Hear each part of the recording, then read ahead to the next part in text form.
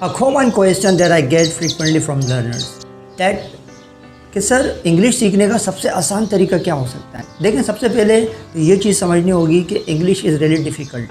पूरी लैंग्वेज सीख रहे हैं आप, तो इसमें हमें प्रैक्टिस बहुत करनी होगी। सबसे पहले आप देखें कि आपके पास 3 से 4 महीने के अंदर कोई ऐसी चीज़ तो नहीं है जिसके अंदर आपको शहर से बाहर जाना है या काफ़ी सारी छुट्टियाँ एक साथ करनी हो।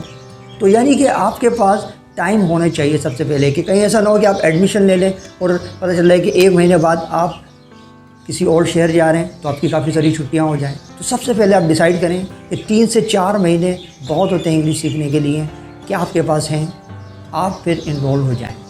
सेकेंडली, मोस्ट कॉमनली होता क्या है कि जब भी कोई स्टूडेंट एडमिशन लेता है तो कुछ को थोड़ी बहुत सी आती है, अच्छा कुछ को नहीं आती है, तो सबको एक साथ लेके चल रहे होते हैं। और कुछ इंस्टीट्यूट में ये होता है कि वो टेस्ट लेते हैं और फिर उसके हिसाब से आपको रेकमेंड कर देते हैं कि आपका लेवल ये है और फिर आप यहाँ से क्लासेस स्टार्ट करें। अच्छा, सिंपली बहुत आसान सी बात है कि इंग्लिश में 6 से 7 मेजर टॉपिक्स हैं, वो कवर कर लें इंसान, जैसे कि parts of speech, tenses, modal verb, passive voice, conditional sentences, causative structure और कोटेड रिपोर्टेड स्पीच और फिगर्स ऑफ स्पीच।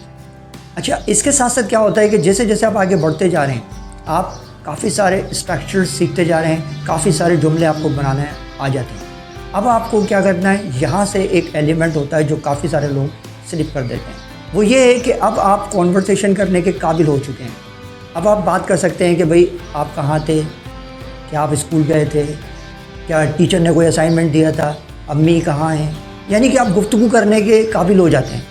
बस यहाँ आपने थोड़ी सी अक्लमंदी से काम लेना है कि आपने अब डिस्कशन की तरफ आ जाना है, यानी कि आप डिफरेंट टॉपिक्स के बारे में गुफ्तगू करने लग जाएं। अच्छा, इसके लिए क्या करना पड़ेगा, प्रॉब्ली आपको कुछ वीडियोस देखनी पड़ेंगी या कुछ रीडिंग करना पड़ेगी, जिसकी भी आप डिफरेंट टॉपिक्स के बारे में अपनी राय शेयर करने लग जाएंगे। यही वो एलिमेंट है जहाँ पर बहुत सारे स्टूडेंट लैकिंग करते हैं और वो समझ नहीं पाते हैं।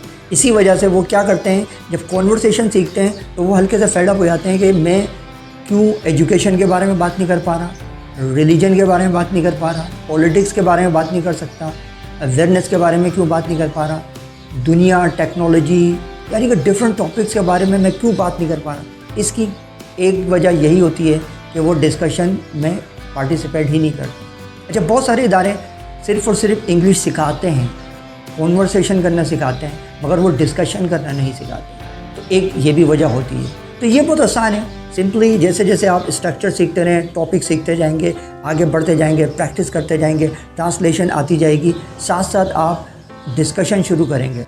डिस्कशन का दूसरा बड़ा फ़ायदा ये है कि जैसे ही आप डिस्कशन करना चाहते हैं तो एक पर्टिकुलर टॉपिक के बारे में गुफ्तगू करेंगे, तो यकीनन आपको उससे रिलेटेड वोकैबुलरी रेंज की भी ज़रूरत होगी, डेफिनेटली, क्योंकि आप कुछ बात शेयर करना चाह रहे हैं, अपनी राय शेयर करना चाह रहे हैं, तो आपको पर्टिकुलर वोकैबुलरी रेंज चाहिए होगी, जो कि आप कहीं से वॉच करेंगे वीडियो तब आपको नज़र आएगी, या कोई कंटेंट आप रीड करेंगे तो आपको वोकैबुलरीज मिलेंगी। तो ये एक बहुत आसान सी चीज़ है कि जैसे जैसे आप आगे बढ़ते जाएं, डिस्कशन को इन्वॉल्व करें, then the day will come you will be speaking absolutely everything in English.